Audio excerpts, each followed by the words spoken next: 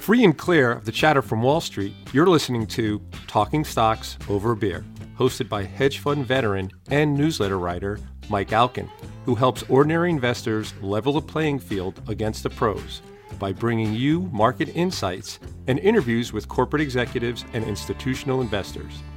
Mike sifts through all the noise of mainstream financial media and Wall Street to help you focus on what really matters in the markets. And now, here's your host, Mike Alkin. It's Tuesday, February 19th, 2019. Hope you had a nice President's Day if you're in the U.S. If you're not, hope you had a good Monday. Hope you had a good weekend. Yesterday's kids are on spring break now, so my house was chaos and bedlam with a bunch of 12, 13-year-old boys running around. Those are my son's friends. And my daughter, who's 15, is it's like completely different. But even when she was 12 and 13 and had her friends over, you could hear a pin drop. They play so nicely. They're kind. They're polite. My son's friends are cavemen, and my son is too. He's a caveman.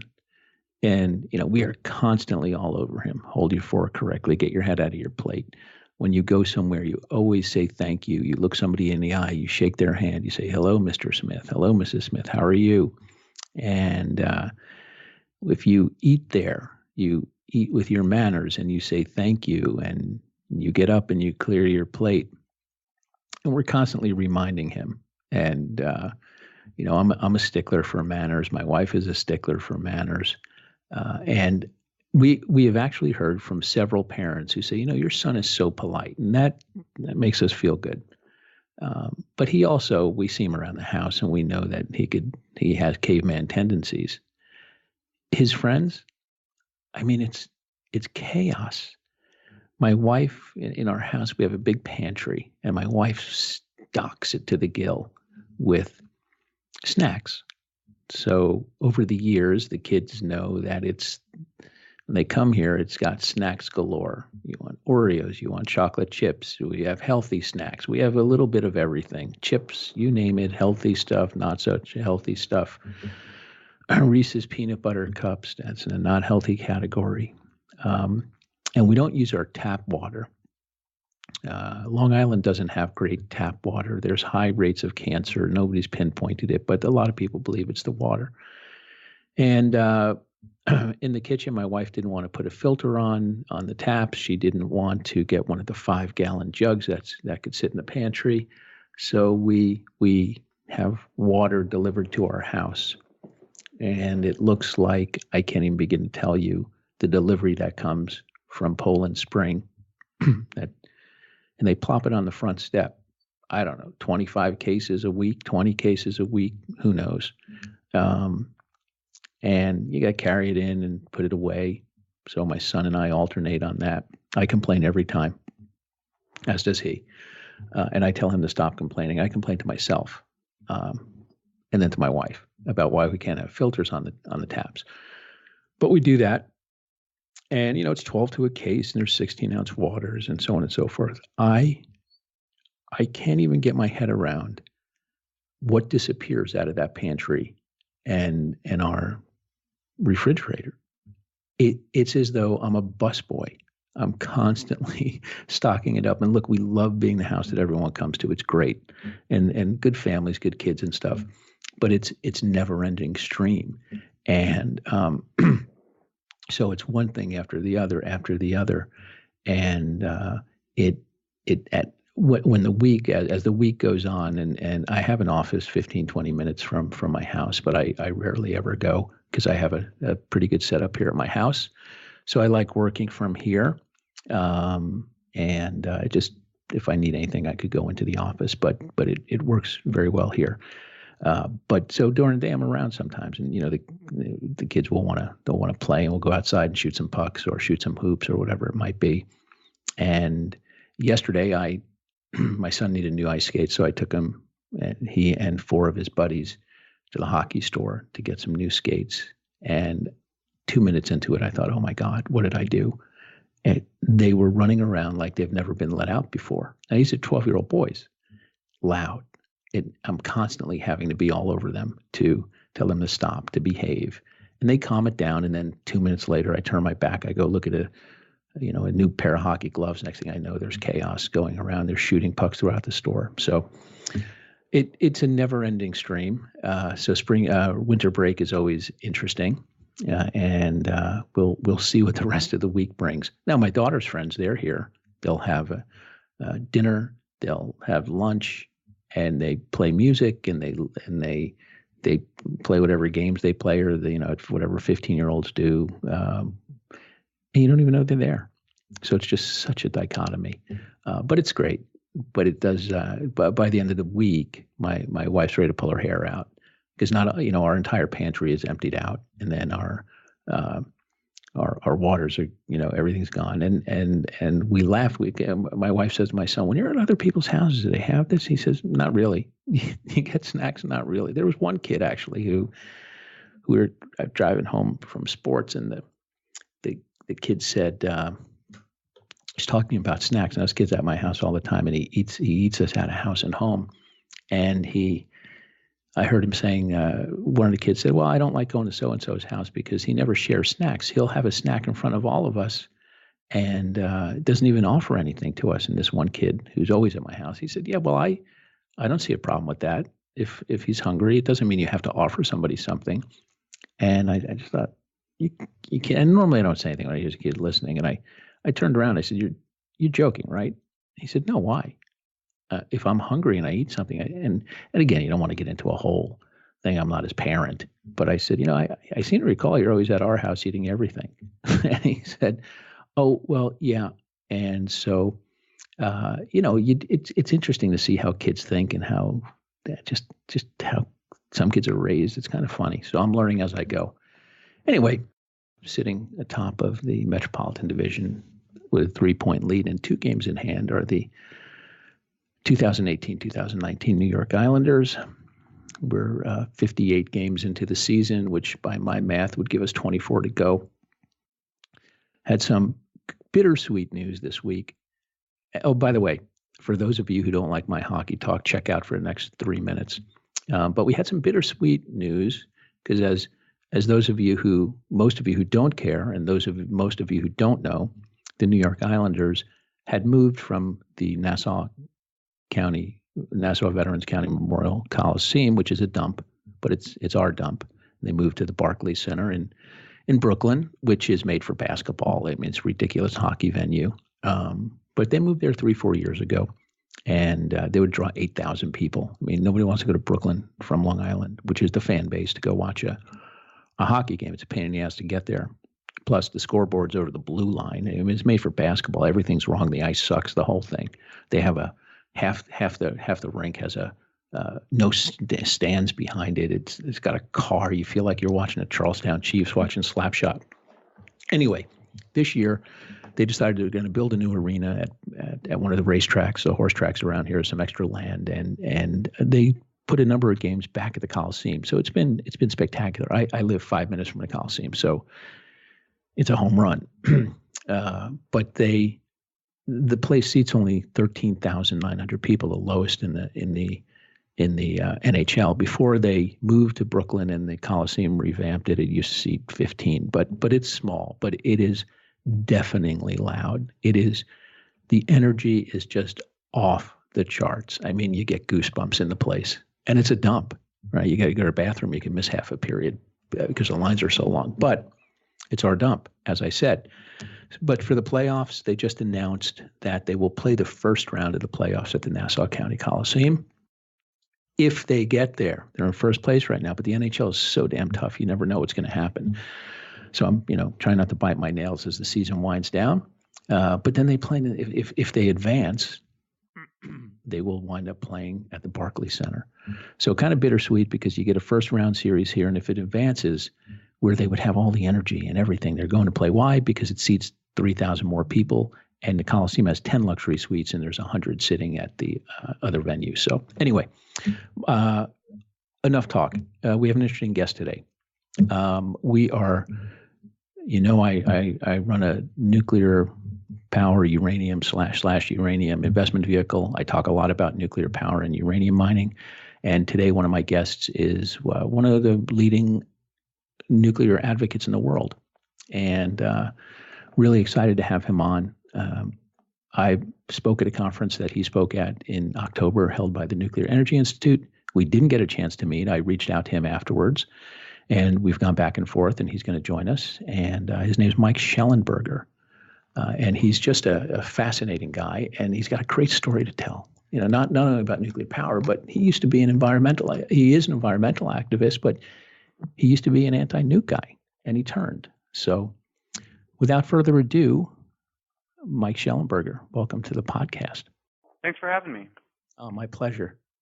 So I was telling people before you jumped on that you really are just a fascinating story. I mean, you were at one time a anti-nuclear activist, and now you are pro-nuclear. And for those who don't know you, for our listeners, Mike is the president and chairman of Environmental Progress, and he really is a leading, just an energy and environmental researcher. He is the guy in the world when it comes to nuclear advocacy, and he's been really fighting for the environment, for social justice. If you look back 25 years now, but earlier on in his career, though, in the 2000s, he was advocating for the new Apollo project in clean energy, and that resulted in $150 billion public investment in clean tech, which they lobbied President Obama, and I think that was between 2009 and 2015. And if you look anywhere, and Mike is known as the climate guru, he's the high priest of the atomic humanist movement.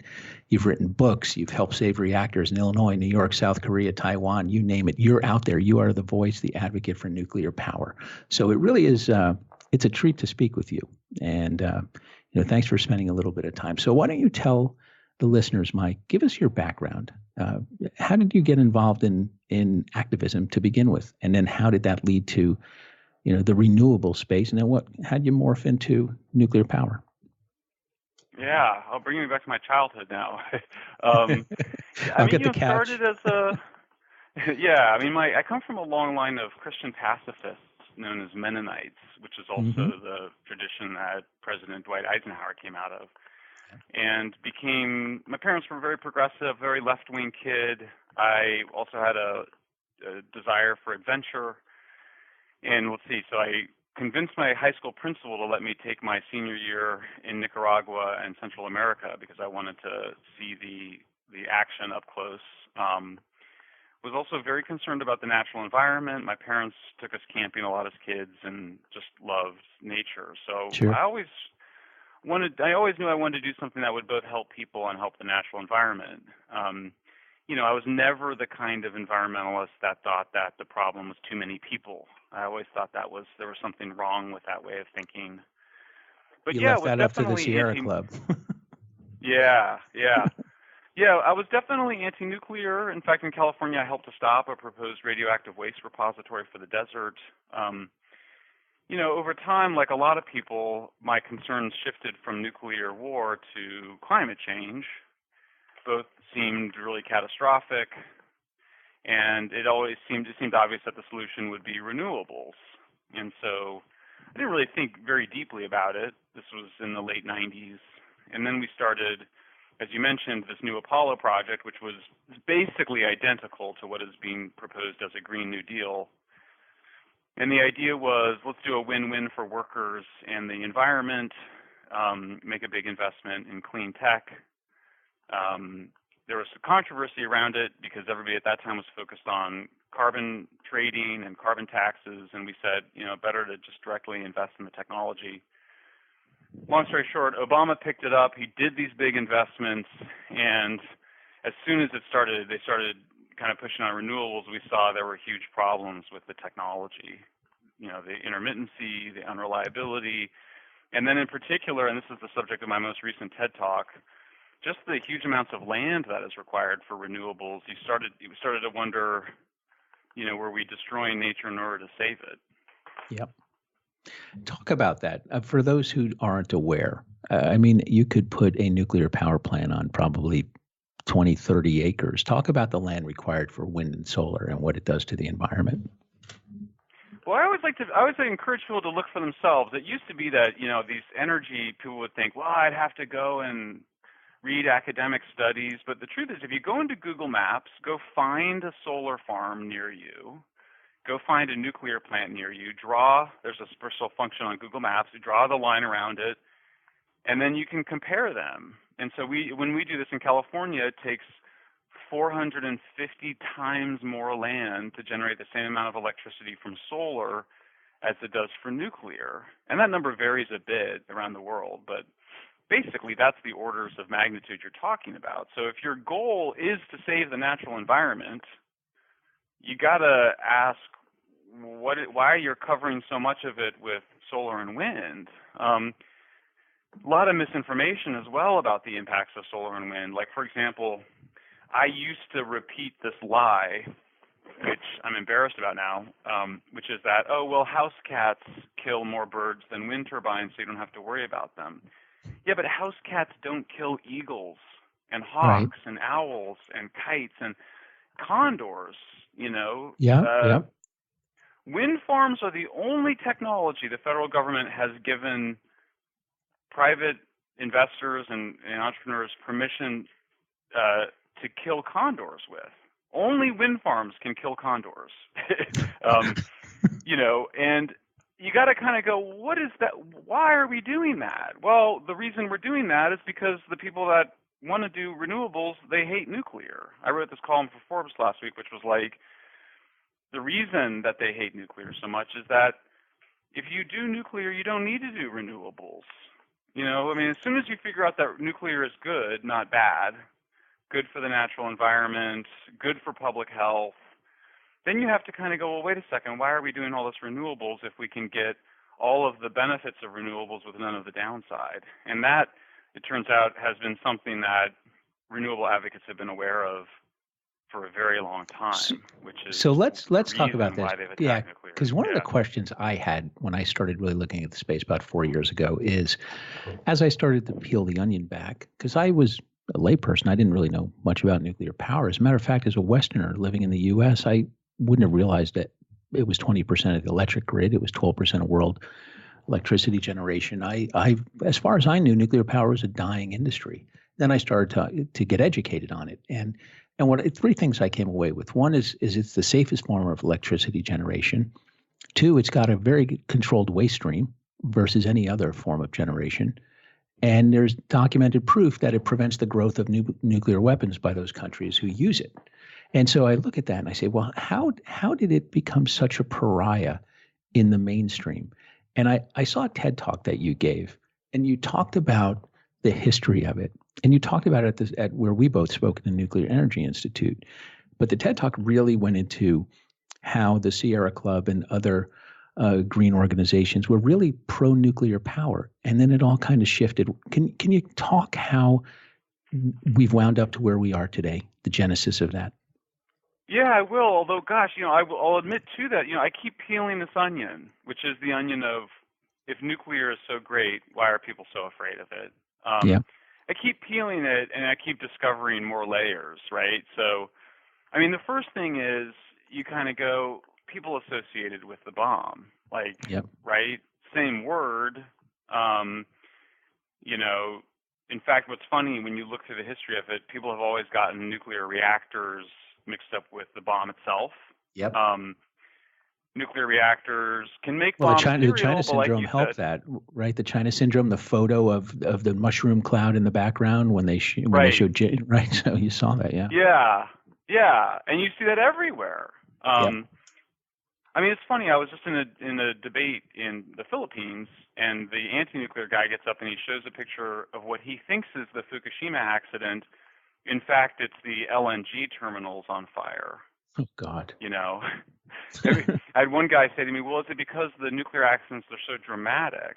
I was like, "But they're not. Like 3 Mile Island is like they're like you're filming it. There's nothing going on. There's nothing exciting about it. The only way it becomes exciting is that our brains imagine all of these things, and the imagination of course, comes from this huge amount of literature.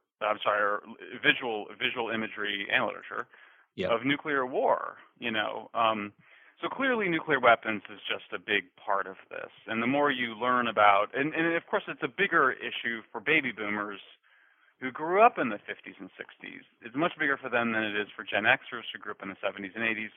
And for millennials who really, they grew up with climate change as a big concern, not nuclear. But if you grew up in the 50s and 60s, you were bombarded with terrifying images of nuclear war, nuclear apocalypse. I mean, it's hard to blame people for having such negative unconscious views, given that the U.S. government itself was participating in terrifying people about this technology. So that's a big part of it. What you then get also in the 60s is an anti-overpopulation movement, people that think that there's just too many people, they're destroying the natural environment. There's some truth to it. Obviously, if there were fewer people, there would be less environmental damage, so it's not like untrue. But a very kind of radical version of it, a very anti-human version of it takes hold. And then and the connection to energy, I should mention, is just that their view is energy is too cheap. All this cheap energy will allow the human cancer to spread and devour what's remaining of the natural world. Nuclear, their criticism at the time was that nuclear was too cheap. Yep. They were afraid of it because it was too expensive. So the Sierra Club in particular, but also Ralph Nader and Friends of the Earth, decided deliberately, there literally is a secret memo where they say, we're going to make nuclear expensive by making people afraid of the technology and demanding more regulations. And that's basically what happened. Incredibly successful campaign, the most successful anti-technology campaign in human history. I don't think anything compares, not the campaign against vaccines. Most people get vaccines. But here's this incredibly promising energy technology that everybody gets it and goes, it's so much better than everything else that we should scale it up to be 50 to 80% of our electricity. And that was the plan in the United States in the late 60s and early 70s. And of course, we only got to 20%. So I think those two things, the anti-bomb people, the anti-overpopulation people, and then I guess if you add a third element, it was just this sheer love of renewables, of this idea that renewables will kind of harmonize us with the natural environment, and I think more crassly, politically, renewables give kind of an institutional vehicle to fund various interest groups. Because early days, the Sierra Club was very pro-nuclear, right? And you had other advocacy groups that were pro-nuclear, and you've just seen this evolution. And you mentioned in TED Talk that I thought was fascinating was the China Syndrome movie came out, and it really brought terrible images of what a nuclear meltdown could be at a power plant. And then 12 days later, 3 Mile Island happened. And the press covered it with people who had seen the China Syndrome. And you brought an interesting point up in that talk where you said they really went after the mothers, played the fear of the mothers and their children. Right. And that has really that seems to have really gotten legs. Absolutely. And of course the roots of that too start with the bomb. So I mean it was, they start doing these nuclear tests in Nevada in the 50s, and they're getting radioactive fallout. They later changed how they built the bombs so you had less fallout. But the early bombs had a lot of fallout. And it was also before we knew a ton about radiation science. Most people believed that the radiation from the fallout was too little to cause any harm.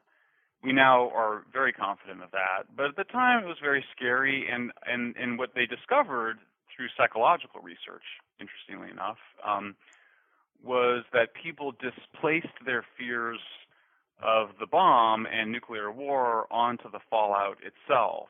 And I see this as a psychological concept of displacement.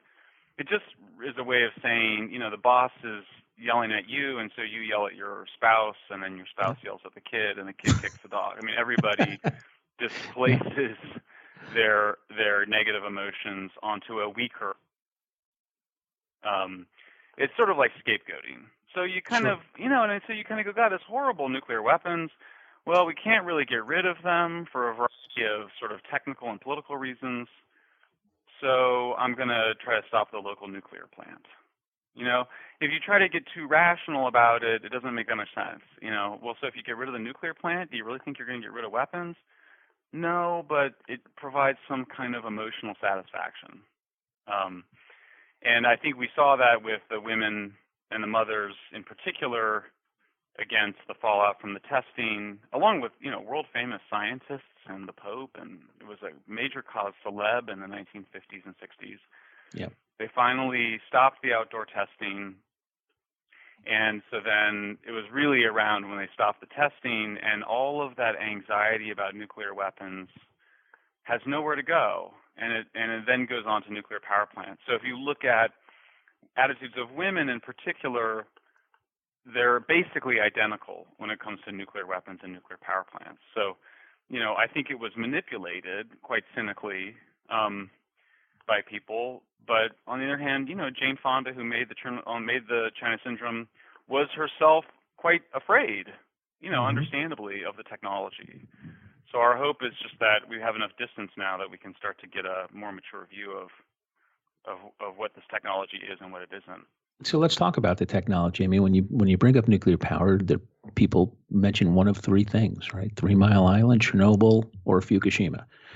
And there's a lot of non-factual information in people's psyche, in their mind, and what they read and hear. People would think that you've had meltdowns and tens of thousands of people have died. What do the statistics show? So the interesting thing is, one of the worst nuclear accidents occurs in 1957, and nobody's ever heard of it, in Britain, in a place called Windscale. A lot of, it was a dual-use reactor used to make electricity and to make plutonium for the British weapons program. A major fire and accident sprayed radioactive materials over the countryside, not at levels that could increase cancer rates, but significant, certainly much more than 3 Mile Island. And yet hardly anybody knows about it. There wasn't an outcry. So that's your first sense that the reaction to the accidents is being created by political campaigning. So by the time when you go from 1957 to 1979, which is what most people think of as the first bad nuclear accident at 3 Mile Island in Harrisburg, Pennsylvania, everything's changed. The political context, the cultural context has changed. There's an anti-nuclear movement that's very powerful at that point. The 3 Mile Island accident is this amazing event. In the one hand, it basically proves the inherent safety of nuclear power. It's the worst accident you can have happen to your reactor. The entire core melts. The cooling water is cut off through human error, and the core melts. It's a full meltdown of one of the reactors. Basically, all of the radiation is contained by the containment dome, as was promised by the industry. Nobody was exposed to dangerous levels of radiation. The most, if you were standing right next to the containment dome, was the equivalent of 1 X-ray. So incredible event, and it was viewed absolutely apocalyptically. The cover story of Time magazine, or it might have been Newsweek, was nuclear nightmare. I mean, like, really? Like that? People voluntarily evacuated. It was headline news. You can't look at that event and say, well, that's because it was so spectacular. There's nothing spectacular about it. You look at that plant, nothing's going on outside. Of course, inside it's melting. So, it's I think it's proof that, and journalists constantly get this wrong. They say things like, the anti-nuclear movement began with the 3 Mile. No, it did not. It began in the 60s, long before 3 Mile Island, for reasons that had nothing to do with the accidents.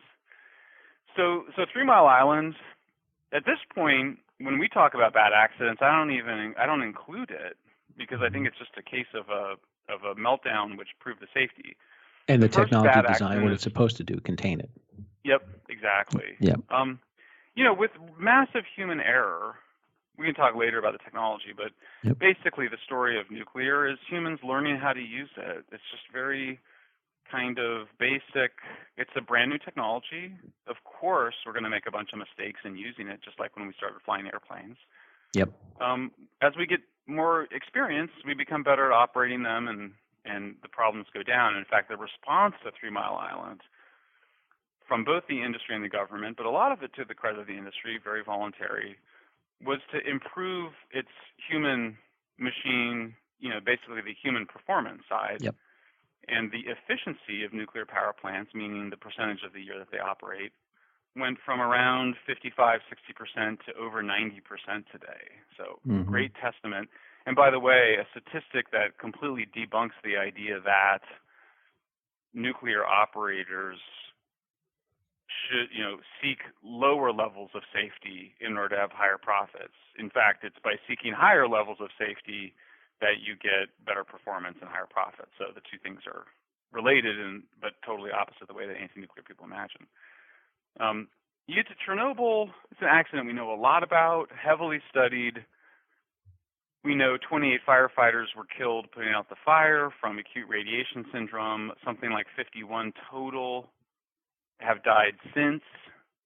No increase in any cancers other than thyroid cancer. And thyroid cancer is 100% treatable. All you have to do is remove the thyroid gland and take a synthetic substitute called thyroxine. The only people that will die of thyroid cancer from Chernobyl are people that don't get the medical treatment for whatever reason. So at this point, the best estimate from the scientists that study it is maybe 160 premature deaths from thyroid cancer, plus those firefighters. That's it. We're looking at like 200 total deaths from Chernobyl. A lot of radiation was sprayed over the area. The area was still inhabitable. You just didn't want to grow food and eat it there. And like 3 Mile Island, which kept operating the second reactor, they kept operating the second Chernobyl reactor. Most people don't know this. They literally, workers would keep going to that plant every day and produce electricity. So Chernobyl is the worst accident of all time from a nuclear facility. There was no containment dome. It sprayed radioactive particles all over the countryside, all over the world. And there was no increase in cancers other than thyroid, and the thyroid cancers were totally treatable. And it would have, by the way, been completely avoidable had the Soviet authorities, prevented the kids from drinking milk and eating foods and given them iodine tablets to prevent the uptake of radioactive iodine. So, people kind of go, why did I change my mind? They ask me why I changed my mind. Well, one of the big things I did is I read the reports about Chernobyl, and I was shocked by how few people died. Now, the flip side of it is that there was a lot of harm caused by the anxiety and stress. And so people sort of go, well, there's all the anxiety and stress. Yeah, but is the anxiety and stress, do you blame the technology for the anxiety and the stress, or do you blame the people that promoted the anxiety and stress? Yeah, it's fair. There's a moral issue here, which is that, anti-nuclear advocacy isn't just about preventing the building of plants or trying to get them shut down. It's contributing to real-world mental health problems. I mean, we all know the experience of having a lot of anxiety and stress. You can't sleep at night. You don't eat right. We now know that the cortisol levels in the body inflict real physical harm. So, this paranoia, the neuroticism, the anxiety, the fears are all have an objective physical reality. And in some ways, I look at my work and I go, we save lives when we run nuclear plants because they don't create the harmful air pollution that kills 7 million people a year. But boy, if we can just get people less anxious about the technology, we'll have done a lot of good, given how much harm is created just by that anxiety. Well, you just said something right there. And Fukushima, I mean, similar from a deaths perspective, right? Right. Similar to 3 Mile Island. Yeah, 3 Mile Island, exactly. But you just said something, which leads me to the next thing about a lot of people fear the waste, right? I mean, it's constant. Yeah. Whenever somebody says something to me, I say, well, what about all that nuclear waste? And again, just reading like you did and I read, and you talk to people and you realize, and you've said this and I've seen this written before, that all the waste generated would take up a football field 20 feet high. And it sits in steel, concrete reinforced casks on the properties, and it's a controlled waste stream versus the waste stream of coal and natural gas and others that are in the air, killing 7 million people a year. Why is it such a hot topic, and how has that evolved, and how do you educate people on that? Well, great question, and a huge mystery. I mean, so the waste from nuclear plants is why nuclear is the safest and best form of energy. In other words, all of nuclear safety benefits come from the fact that it doesn't emit harmful waste into the natural environment, either as air pollution or water pollution or toxic waste in landfills. Like, that's why nuclear is the best. And yet its best quality is viewed as one of its worst qualities, including, by the way, many of the idiots in the nuclear industry, and there's many, who want to sort of join the chorus of concern about nuclear waste, which is a problem that's been solved. There's also a lot of companies that want to make money scaring people about waste so they can do something different with it, move it somewhere else, put it somewhere else. It's really quite sad and cynical. So here's this great waste, right? It's exactly what, from an environmental point of view, you should want from your waste. Tiny amounts of it, perfectly contained, literally never hurt anybody. I mean, we haven't even been able to find somebody that had a canister dropped on them, much less irradiated. Like literally never hurts anybody. Meanwhile, 7 million deaths a year from air pollution, right? So what's going on? I haven't quite figured it out yet, to be perfectly honest. I think I think there's a couple different things. The first is that people just believe stuff that's not true about it. We think, because we watch The Simpsons, that it's liquid and green. Well, it's not liquid. It's just the old fuel rods, right? It's just these old metal rods. It's not green. It's metallic covered, grayish black.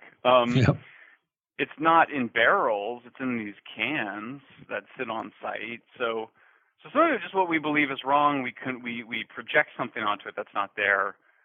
But that doesn't explain the anti-nuclear leadership, which knows perfectly well what the waste is. What are they scared of?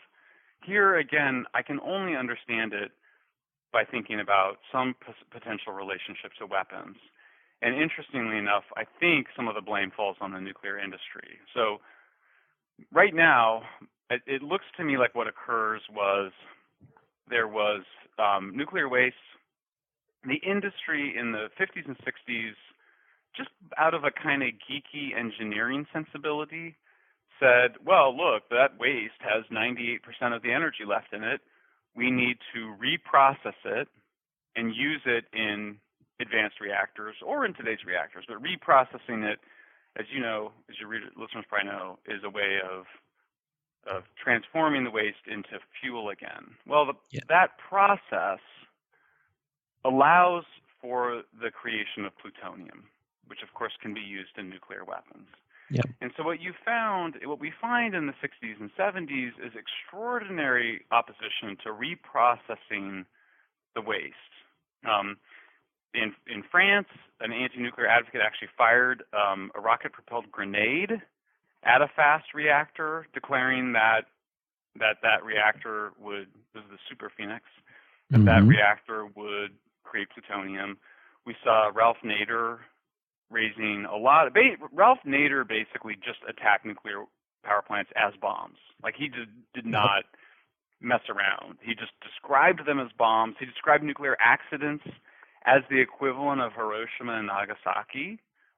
He literally would say, if there's a nuclear accident, the survivors will envy the dead, which was something that was said about Hiroshima and Nagasaki. So, clearly there's some fear-mongering, and then on the scientist side, one of the most humanistic and lovely, very progressive nuclear scientist named Alvin Weinberg, who was part of the Manhattan Project and ran Oak Ridge Labs, but very kind of geeky, kind of poor social and political intelligence, I would say, very low awareness of how what they were saying affected people.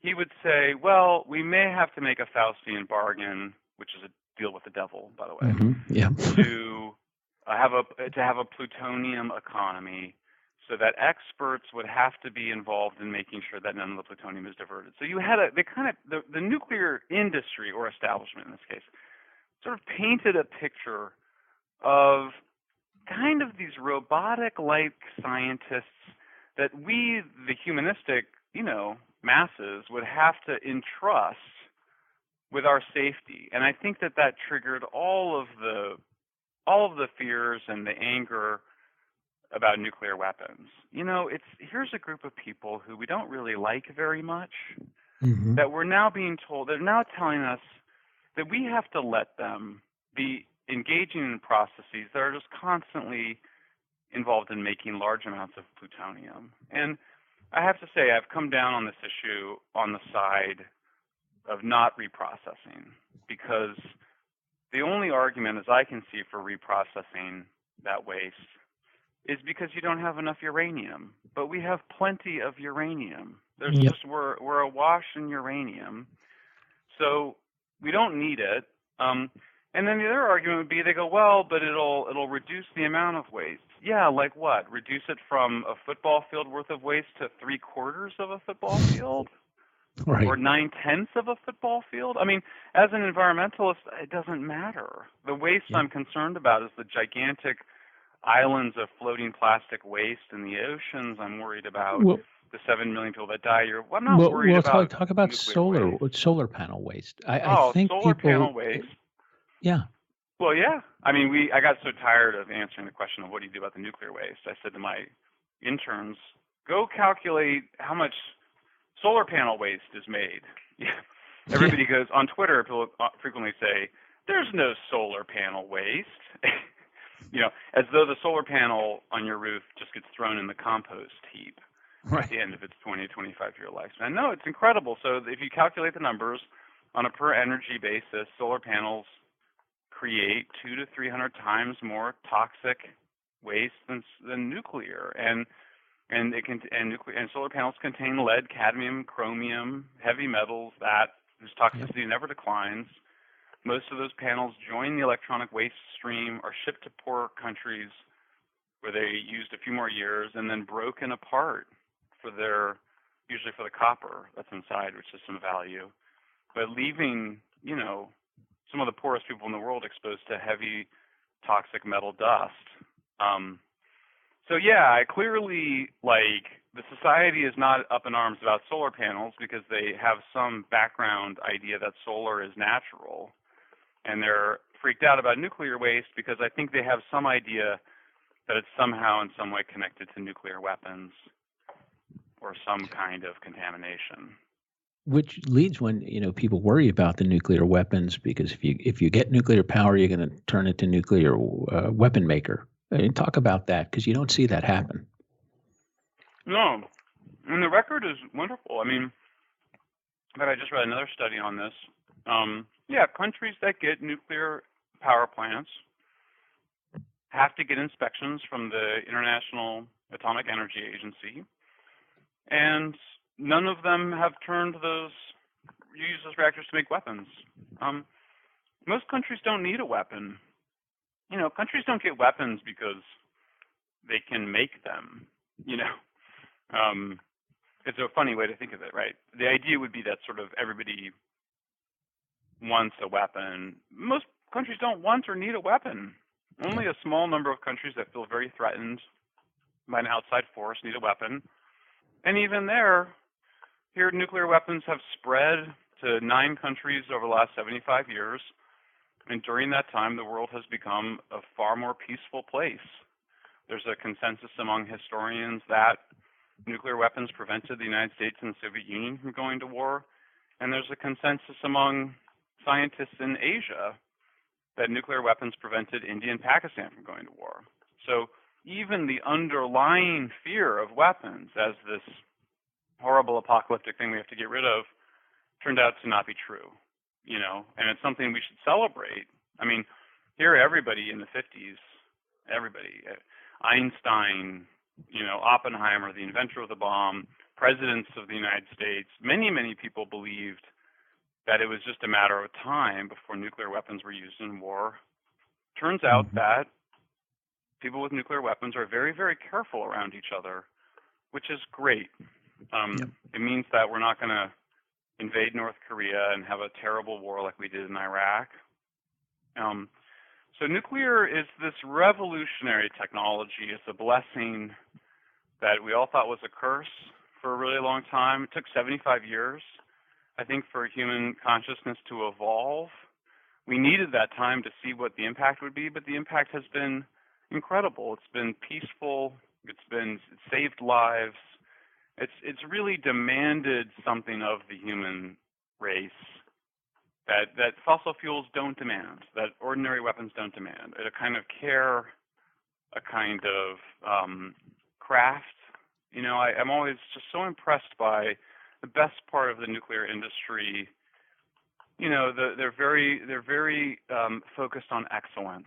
And I hear people that work in coal, natural gas, and oil, and I don't want to generalize. There's excellence there too, but just with nuclear, it's a culture that is quite admirable in its dedication to excellence and quality. I think it's really a Cinderella story in the sense that it's this technology that its evil stepsisters have made do so much work in terms of protecting the natural environment, keeping the house clean, and yet they demonize it as the dirty one, when in fact nuclear is the cleanest.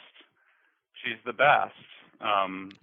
So I hope before I die anyway, I don't know how long it will take, that the rest of humankind will see nuclear for the blessing that it is. So let's talk about what the rest of humankind, it seems, does see as the savior being solar and wind. And if you look at those numbers, I think I saw numbers you put up that in the last decade alone, more subsidies have gone towards wind and solar than in the history of nuclear power. If my memory serves, that in one of your talks you talked about that. Definitely. So you live in a state and you live in a city where it's like ground zero for you not being liked. Living in Berkeley and being in California, talking about nuclear power. But let's talk about solar and wind as generation sources and the intermittency of those. And let's talk about California and Germany, because those are two good examples. People look to California as a leader in renewables, and I think it's by 2030 they want to be, is it half renewables or something like that? Right. What are the experiences that you have seen in terms of solar's ability to generate consistent power to the grid and replace a Diablo Canyon when that goes down, and replace other nuclear plants when that goes down? How do you think about that? Well, I think the easiest way to think about is to do a real-world comparison. So we have this incredible, what economists will call natural experiment, France and Germany. Okay, so France is about 75% nuclear. 92% of its electricity comes from sources that don't release emissions. Mm-hmm. France spends about half as much for electricity as Germany. Germany's electricity prices have gone up 50% over the last decade. During and that is when they decided they wanted to get out of it. What's that? That's when they decided to get out of nuclear to reduce. Yep. Well, they did two things at once, so it's not the easiest thing in the world to disentangle them. Germany decided to do a lot of renewables and phase out its nuclear, but we can see the consequences of it. German emissions have been flat since 2009. It will have invested $580 billion by the year 2025 in renewables and the supporting infrastructure. And it gets less than half as much of its electricity from clean energy sources. And its electricity is 10 times more carbon intensive than France. So you hear all sorts of propaganda. Solar panels are cheaper than ever. Nuclear is so expensive. Sure, if you fail to measure costs accurately, you know, Yep.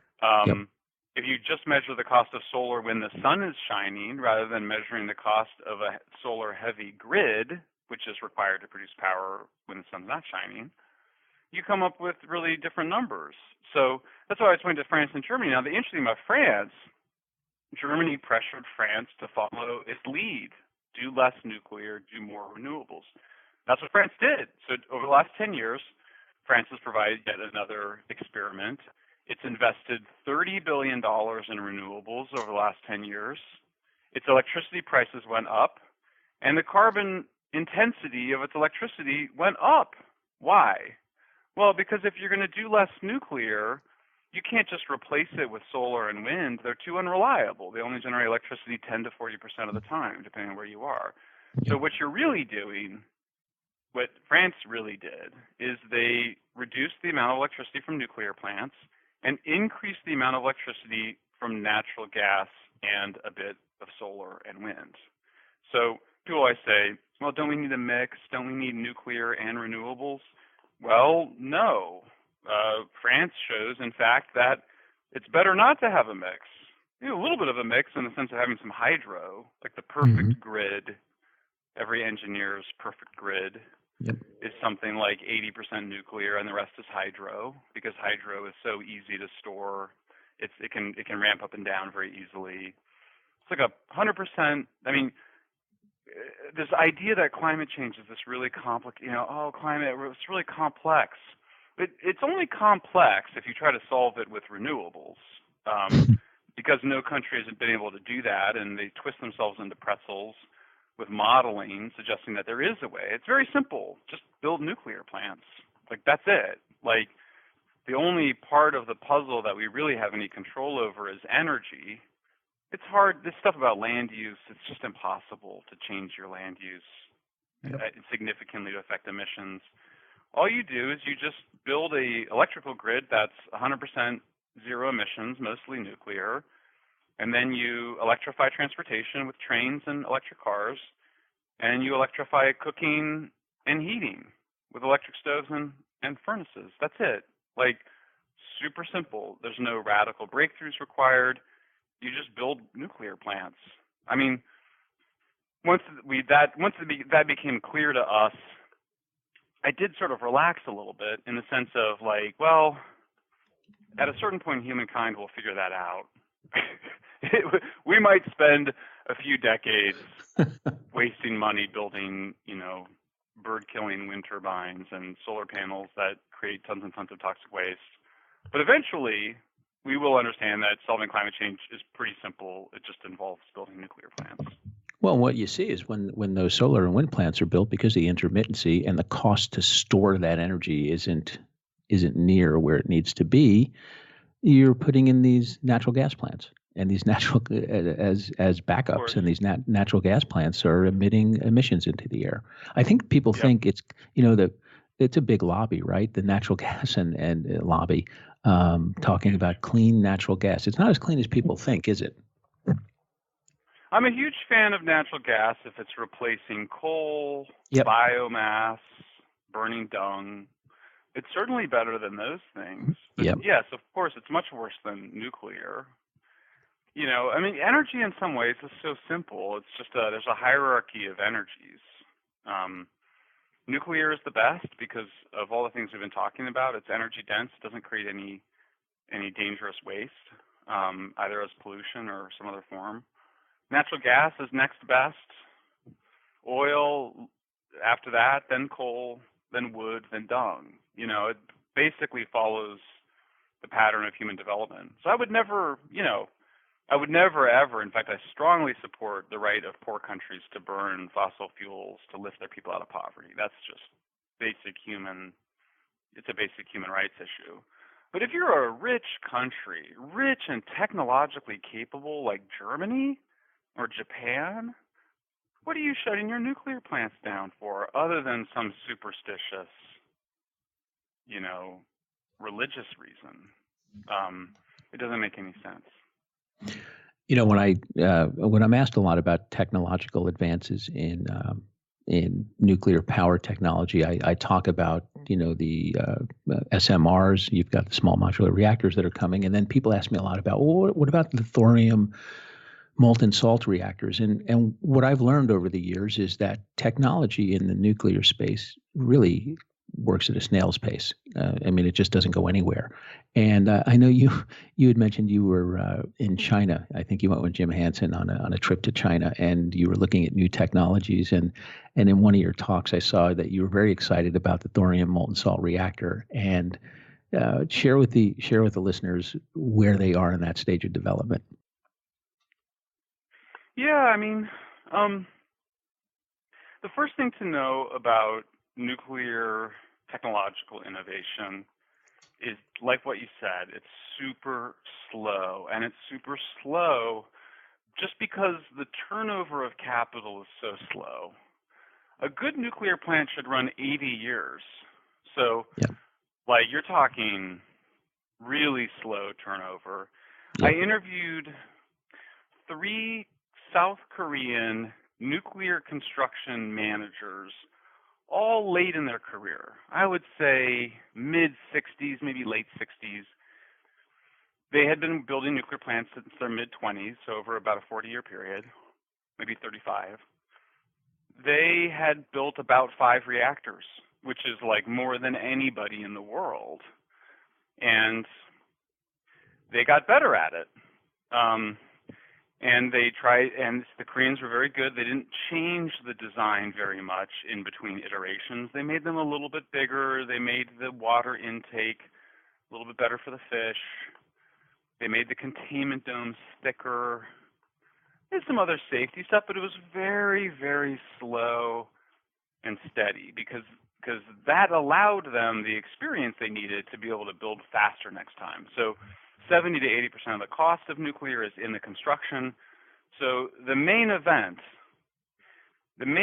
when it comes to the economics and the speed of building and the cost is the construction managers being experienced and building a design that they're familiar with.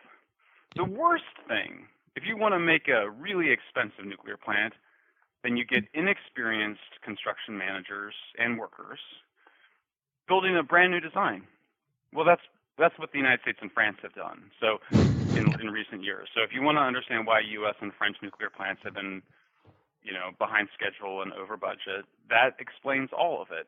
Now, in the engineering community and technical people in general, and men more than women, they tend to be design focused. There's a kind of arrogance to it, I find, which is sort of like, I know that my nuclear plant will be better because I can just look at the design.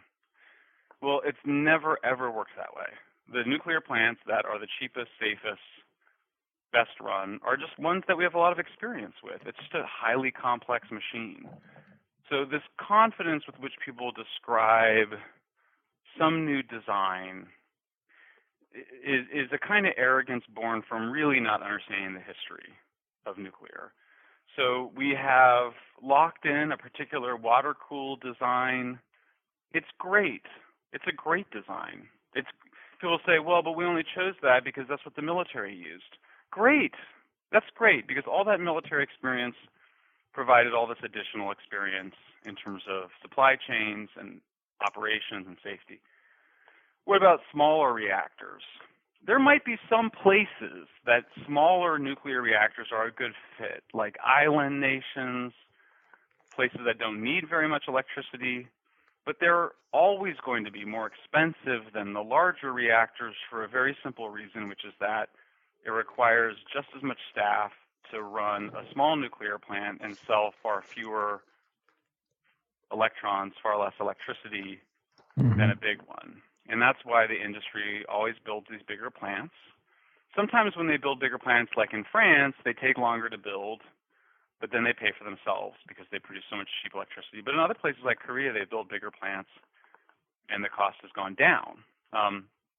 So, I'm not against any of those designs, but I do think we have an obligation to the public and policymakers to just say it's going to be more expensive for really well understood economic reasons. the radically alternative designs, molten salt, which is basically taking a combination of chemicals, which is salt, usually beryllium, fluoride, or lithium, combining them and then sticking the uranium in it so that you've got this liquid fuel that's really, really hot and really, really radioactive, and then running it through these tubes to generate power. It's like a beautiful idea. It's like fusion in that sense. Mm-hmm. Everybody looks at it. They loved it. In fact, if you read the old histories from the 50s and 40s even, people loved the idea back in the 40s and 50s because you can't have a meltdown because the fuel's already melted. Yep. Does that mean that there's no problems? Oh, heck no. Now you've just introduced another complex dynamic, which is chemistry and chemicals. You know, people kind of go, I've heard people say molten salt will be easier in terms of waste cleanup, and I'm kind of like, how exactly would that be? I mean, with the rods, you know, you got these rods, you got to keep the water on them. Yep, so there's that. You got to keep the water on them. After you're done, you dip them in cool water. They sit in these pools for 18 months to a couple of years, and then they dry out, and you put them in these cans on site, and they're fine. That's it. With the chemicals, you've got to somehow extract the uranium from the... So you're basically talking about taking the existing nuclear industry and nuclear power plants and adding a chemical fabrication and disposal mechanism to it. And, you know, maybe that'll work, but I don't think you could suggest that that's a low-risk slam dunk. And when scientists have looked at it for decades, they've all been like, that is hard, not easy. I thought that on your trip to China, when you said, hey, this is pretty cool technology to the guy running the program, and you asked, when could this be available? What was his answer to you? 2040 at the earliest.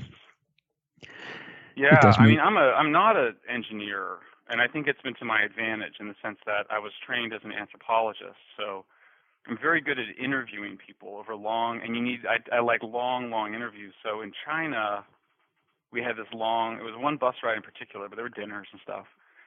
One long bus ride, so boring. And I just went into the back of the bus because all the Chinese and the Americans, as we do, we kind of split up and you just hang out with people that you speak the same language. I found the young Chinese engineer.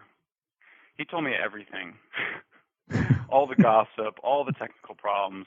And it was like the scales fell from my eyes, and I just felt like, oh, of course this is way, way harder and more complicated and more expensive and slower. You know, the thing I realized as I've done this, particularly the last 3 years, is that wishful thinking is such a powerful, it's so powerful. And in some ways it's good, right? Like it helps us, it prevents us from losing hope. But wishful thinking, it can just lead us so astray into believing things that aren't true. So I find huge amounts of wishful thinking among pro-nuclear people and engineers in particular who have these really wild fantasies about thorium or small reactors or the sodium fast reactors, and it's just wishful thinking. I mean, this idea that basically all of nuclear's problems will be sort of solved with a new design, it just ignores everything that's happened with nuclear over the last 75 years. The idea that nuclear would not have the problems it has today if it were some other design is just a fantasy. Nuclear was destined to have the social resistance that it had because it's such a revolutionary technology. And some little change in how you cool the uranium would not have made a difference. What I find interesting, you talk about things being ignored, is what seems to get no play is there have been a number of anti-nuclear scientists, activists, especially scientists like yourself, an activist who switched over, who have now thrown their hat in the pro-nuclear ring. And you've seen more and more of that. How come that doesn't get discussed more? You don't see that. Does it go back to the whole you come from a party, you come from a liberal background. It has come from Hollywood and the media and everyone just having this liberal bias against nuclear power, and they squash this, or why don't we know more about that? You have to go find Yeah, it. that's a great question. I mean, we got some attention when this movie Pandora's Promise came out. It was aired on CNN. But yeah, I mean, I think the short answer is just most progressives, for reasons they don't understand themselves, just really don't like nuclear. For all the reasons we talked about, and even when we change our mind, it's just not enough. I think there's other people that have a financial interest, a political interest, and they view nuclear as competitive with renewables, as they should, because you don't need renewables if you have nuclear. In other countries, it's even worse.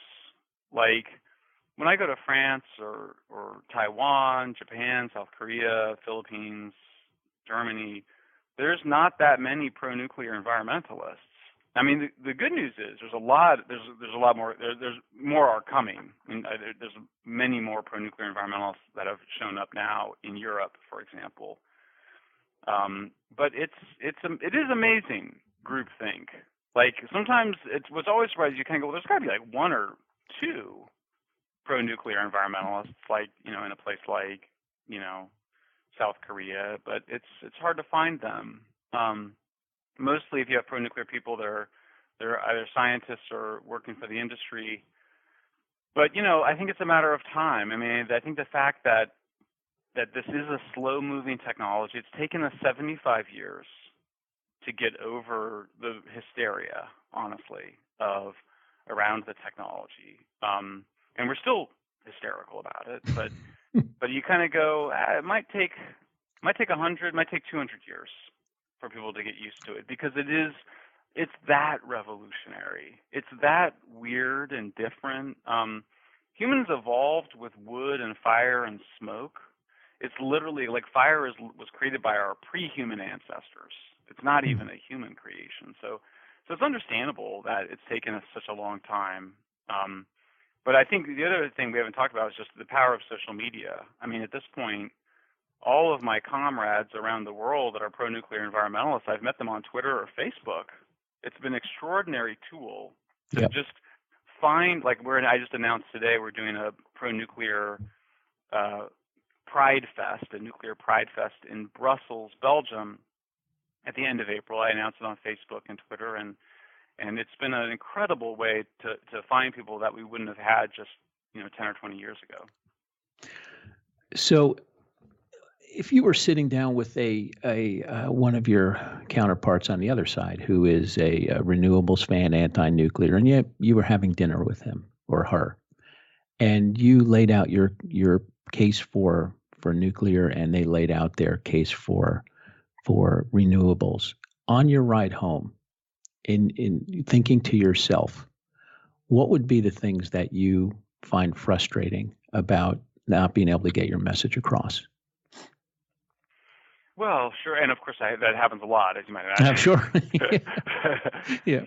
Yeah, I mean, I'm older now, right? So it's been a while, and so I'm much more. I'm able to figure out much more quickly when people are open-minded and when they're not. Yeah. I was at a friend's birthday party, like it was probably a year or two ago, and he introduced me to somebody. He's like, "Oh, Michael, you got to this person. She also works on energy and the environment." And I was kind of like, "Oh no, this is not going to be good.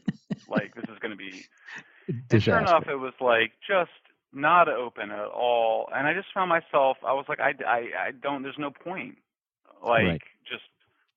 She's made up her mind, and so have I. So, and what's the strongest argument you hear? Like, what are those strong arguments you hear? Because the pro-nuclear case is very scientific based, right? The amount of deaths, the safety per terawatt hour per unit of energy generated, the waste, right? It's just fear.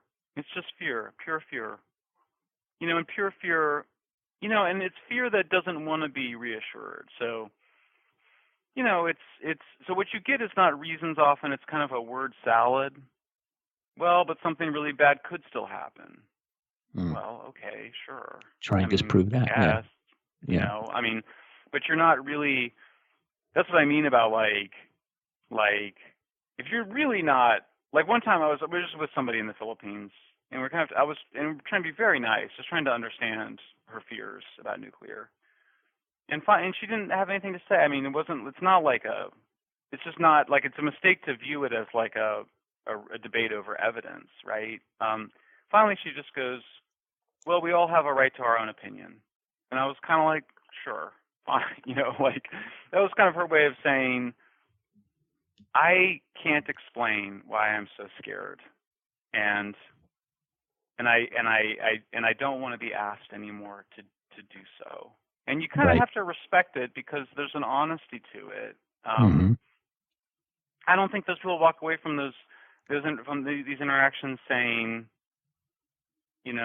well, I made some good points and he made some good points. I think they walk away from those interactions being like, that guy really wanted me to support nuclear and I don't. And I'm not going to change my mind.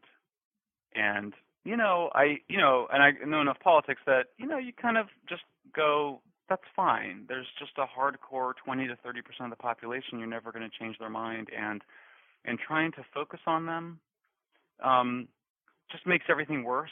First of all, it's a distraction from the time you should be spending on the third that's undecided, not the third that's already in agreement with you or the third that is never going to be in agreement. And it just makes everybody feel bad, So for the most part, I try to get out of those conversations pretty quickly because they don't go anywhere and it just makes everybody unhappy. And if I'm going to have a conversation with somebody who really is going to be anti-nuclear, I'd really rather just talk to them about movies or music or books. Totally.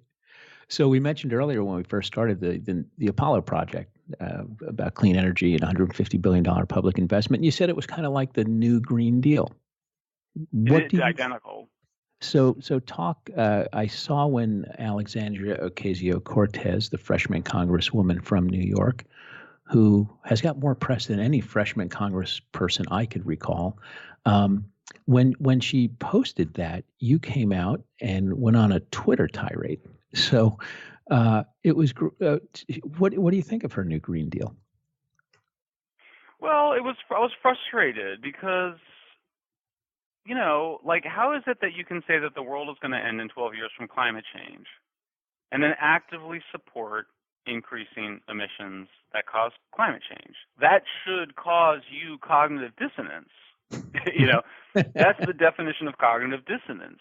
Yep. So I wanted to create that cognitive dissonance when I started going. I've written now like 4 columns about the Green New Deal. On the one hand, there's this kind of rational issue, which is that, you can't solve climate change without nuclear, without a lot of nuclear. And then I think there's the other, which is sort of like, okay, what's really going on? If, this is really about climate, it would be heavily nuclear. So maybe it's not really about the climate. Maybe it's really about just doing a lot of renewables. Why would you want to do a lot of renewables? Well, it gives you a lot of, you can kind of control funds that go to creating jobs, and it creates a kind of fantasy of harmonizing with the natural world. Some of it is just that dumb. Some of it's just, you go to the supermarket and you have a choice between buying something labeled natural and something labeled that doesn't have that label on it, and you buy the natural one. That's called the appeal to nature fallacy. If you ask people, is everything in nature, good for you? I think most people would say, okay, no. But it works kind of subconsciously. So we go, well, why are renewables good for the environment? Well, because sunlight and wind are natural. But are sunlight and wind more natural than uranium? Well, I don't know, but they're safer. Well, yeah, sunlight's safer when you go outside. It's certainly safer to be in the sun than it is to stand next to a nuclear reactor at full power. But when you manufacture the same amount of solar panels, spread them all over the environment, recollect them, break them down, is that safer than just having a nuclear power plant? Well, no. So, obviously nuclear requires a kind of Spock-like commitment to reason, for sure. and rationality. And it requires, there are going to be losers. If you are heavily invested in fossil fuels, oil and gas, and renewables, it makes good financial sense that you would be anti-nuclear. So there's just a lot of different interests and reasons behind being anti-nuclear that I've tried to bring out in my pieces. I've been trying to sort of, when you read these last few ones, which some people have said that was the best stuff I've ever done, and the pieces that I've been excited about because they've been basically trying to do two things at once. The first is to actually address the actual real-world empirical scientific evidence and lay it out. But then the other has been trying to understand the psychology and the sociology and the history of this, because I don't think we can just explain away anti-nuclear folks as ignorant. There's something much more profound going on than that. Well, one of the articles you wrote that I thought was really fascinating was what happened in Vermont. In 2005, the legislators had promised to reduce emissions 25% below 1990 levels by 2012 and 50% below 90 levels by 2028. And they closed down Vermont Yankee nuclear power plant. Talk about what's evolved as they tried to go towards the renewables. Well, their emissions, instead of going down 25%, they went up 16%, which is twice as much as they went up in the rest of the country since 1990. So there you go. Vermont was the test case for the Green New Deal. It's Senator Bernie Sanders. It's the most famous climate activist in the United States, Bill McKibben. They all live there. They all created that plan. So if you do what the Green New Deal founders and advocates want, our emissions are going to go up. It's how much more do you need to know? Germany, Vermont, same thing in California. So yeah, it's a funny story. I actually wrote that piece before the Green New Deal was announced. I was getting ready to publish it that day, and then they announced the Green New Deal, and I was like, okay, either I don't know what to do. So I ended up just rewriting the opening and saying and pointing out that Vermont was an example of the Green New Deal. It actually worked out very well. But yeah, I mean, there's something going on where, like I write that piece and I didn't get a lot of emails from climate activists in Vermont to me saying, boy, you're right, you've changed my mind, we should have kept our nuclear plant open. Nope, they're just out there calling for all the same stuff they called for before. Did you get a lot of hate mail? Well, of late I have gotten, you always get a lot. When you get a lot of mail, you get a lot of mail. So when you get a lot of mail, you get a lot of hate mail, but you also get a lot of fan mail. So I've been getting a lot of fan and hate mail lately, like in the last, week and a half. So obviously the Green New Deal was national news, and so whenever the stuff is in the national news and I'm publishing my stuff, my stuff gets read a lot more and comments. I'm on Fox tonight, and then I'm on Bloomberg TV later this week. I was on NPR on Friday. So, people are definitely listening. It just, again, that hardcore anti-nuclear renewables, 100% renewables folks, they're never going to change. And my encouragement for folks that care about nuclear is to give up on them, not as human beings, but as people that might be converted to the cause. So tell us about how you spread the word, because the renewables lobby is gigantic. You've got the natural gas lobby that's huge. I know the same thing. Yeah. Yep. And you're one guy with a few interns. How do you survive? How do you raise your capital? How do you get your money to go do your stuff? I mean, how does environmental progress get the word out to the world? Because you're in a lot of places, you're very high profile, and that's grassroots. That's the stuff you kind of grew up doing. So how do you compete? Yeah. Well, and by the way, we have three full-time employees, which is great. And it's funny. I had I started a think tank in 2003 called Breakthrough Institute. Left in 2015. Started Environment Progress in 2016. We're smaller, just 4 full-time people, but it's been great. Actually, I gotta say, small teams less management. In fact, I just read this article in the Times where somebody was saying that that real creative, innovative work has to be done by small teams. And I was like, yeah, that's so true, because there's just less people to manage. So in some ways, people are like, how do you do it on such a small staff? I'm like, I don't know how I would do it on a bigger staff. That's a good answer. Too many needy employees that want mentoring and support. So, I'm very fortunate to have a small number of donors. Everybody's always very curious or suspicious if they're anti-nuclear of our donors, so we just put them on the webpage. There are no energy donors, are there? What's that? No energy industry donors? We don't take any money from any industry, and the reason is probably obvious. The first is just that's a big part of our credibility.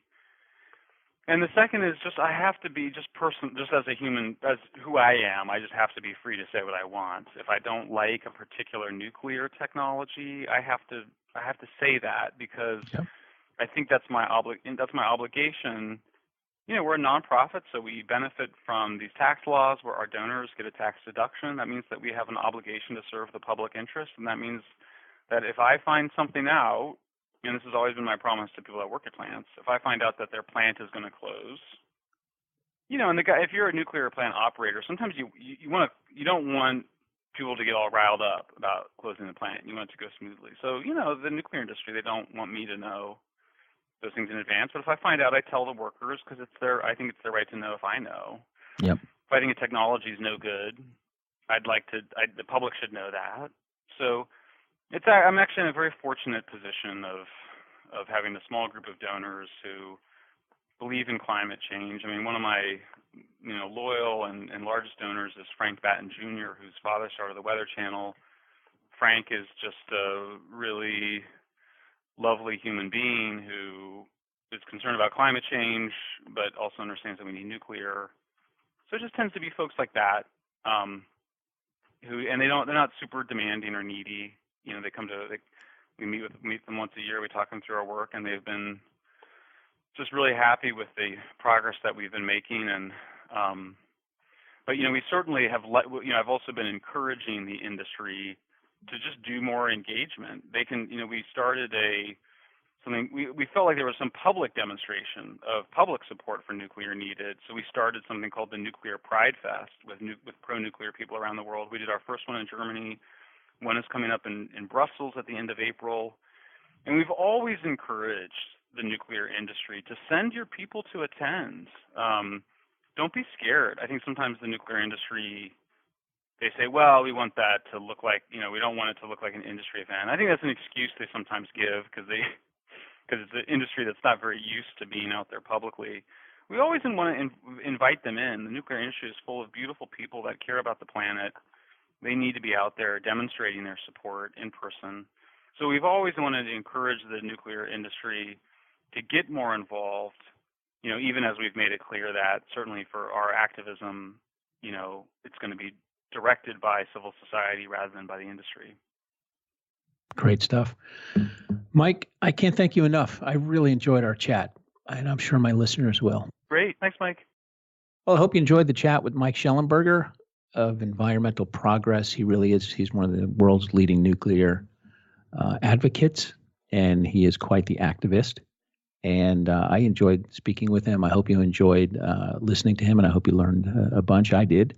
He gives a lot of TED Talks, so if you want to go on YouTube and you can look at his TED Talks, and he's interviewed in a lot of places. So it was a lot of fun. I hope you enjoyed it, and I hope you have a good week, and I'll see you next week. Thanks.